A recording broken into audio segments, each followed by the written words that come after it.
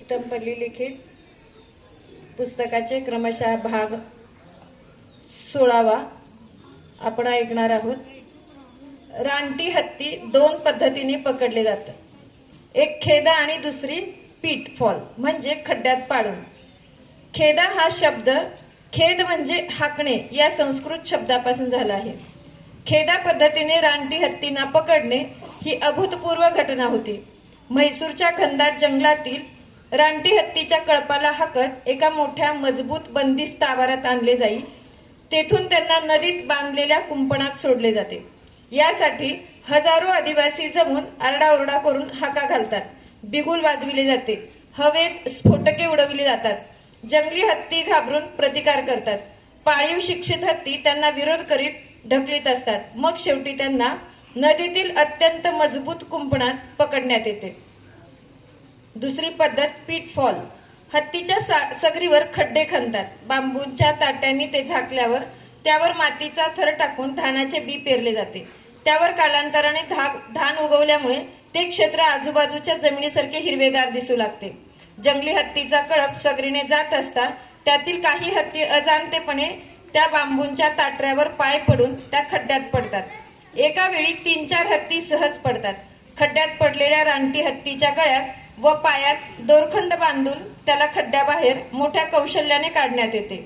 एका शतकापूर्वी जंगली हत्ती आसाम, ओरिसा, मध्य प्रदेशातून महाराष्ट्राच्या पूर्वेकडील अरण्यात प्रवेश करीत इथून भंडारा, चंद्रपूर व गडचिरोली मार्गाने बस्तरच्या जंगलात निघून जात। याच काळात जंगलातील हत्तींना खड्ड्यात पाडून पकडले जाई। यावरून आज एवढे सांगता येईल की रानटी हत्तीच्या निवासासाठी असणारी समृद्ध अशी अरण्ये मध्य प्रदेश आणि महाराष्ट्राच्या पूर्वेला एका शतकापूर्वी होती। वनशास्त्राच्या नियमाप्रमाणे जंगली हत्तीच्या निवासासाठी योग्य असलेली अरण्ये ही चरम वने म्हणून ओळखली जातात। परंतु एका शतकात ह्या समृद्ध वनाचा ऱ्हास झाला। जंगले उत्तरोत्तर कमी होत नष्ट होण्याच्या मार्गावर आहेत। पुढच्या शतकात इथे नुसती माळराने आणि उघडे बोडके वृक्षहीन डोंगर तेवढे शिल्लक राहतील। खनिज द्रव्यासाठी हे डोंगर देखील पोखरून काढले जात आहेत। पाण्याच्या साठ्यासाठी जी जलाशये आणि मोठे तलाव बांधले जात आहेत ती जमिनीची सतत धूप होऊन गाळाने भरली जातील, त्यामुळे त्यांची उपयुक्तता संपुष्टात येईल। पाणी हे जीवन आहे। यापुढील जागतिक युद्धे पाण्याच्या साठ्यावरून होत राहतील। पर्यावरणाचा समतोल बिघडला असताना तो वेळीच सावरला नाही तर आणखी अनपेक्षित अशा नैसर्गिक आपत्तींना तोंड द्यावे लागेल। या भविष्यकालीन परिस्थितीचा कोणीच गंभीरपणे विचार करायला तयार नाही। विदर्भातील जंगलाची परिस्थिती अजून तरी समाधानकारक आहे, परंतु पश्चिम महाराष्ट्रातील वनांची स्थिती अधिक निराशाजनक आहे। पश्चिम घाटाच्या पायथ्याला असलेली समृद्ध हरितपर्णी वृक्षांची जंगले, वाढती लोकसंख्या, त्यावर शेतीसाठी अतिक्रमण, शहरीकरण, औद्योगिकरण, जलाशयांची निर्मिती इत्यादी कारणांमुळे कमी होत आहे। विद्युत निर्मिती आणि कृषी सिंचनासाठी जलसाठे निर्माण करण्यात महाराष्ट्र आघाडीवर आहे, पण हा जलसाठा बरीच वर्षे टिकण्याची कोणी शास्त्रज्ञ हमी देऊ शकणार नाही, कारण त्याकरिता पाणलोटावरील क्षेत्राचे तेथील वनासह संरक्षण करण्याची अत्यंत आवश्यकता आहे। हजारो वर्षापूर्वी पश्चिम महाराष्ट्रात हत्तीची समृद्ध अरण्ये अस्तित्वात होती। या घनदाट जंगलातून व्यापारी मार्ग जात। व्यापारी वस्तूच्या वाहतुकीसाठी प्रामुख्याने हत्ती, घोडे, बैलगाड्या यांचा उपयोग करीत, परंतु या व्यापाऱ्यांना रानटी हत्तीपासून मोठा उपद्रव होई।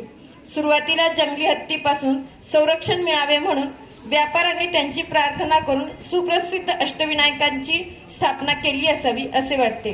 नंतर प्रचितीप्रमाणे उत्तरोत्तर त्या देवस्थानांची भरभराट होत गेली। ही स्थाने मंगलाष्टकाच्या एका श्लोकात दिली आहेत, ती अशी: स्वस्ती श्री गणनायको गजमुखो मोरेश्वरः सिद्धिदा बल्लाळस्तु विनायकस्तत्व मडे चिंतामणी स्थेवरे लेण्याद्रो गिरिजात्मज सुवरदो विघ्नेश्वर ओझरो ग्रामे रांजन संस्थितो गणपती कुर्यात सदा मंगलम। श्री मयुरेश्वर तथा मोरेश्वर मोरगाव जेजुरीपासून 16 किलोमीटरवर करा नदीचे काठी। श्री सिद्धिविनायक सिद्धटेक डिक्सळ स्टेशनजवळ श्रीगोंदा तहसील भीमेच्या काठी।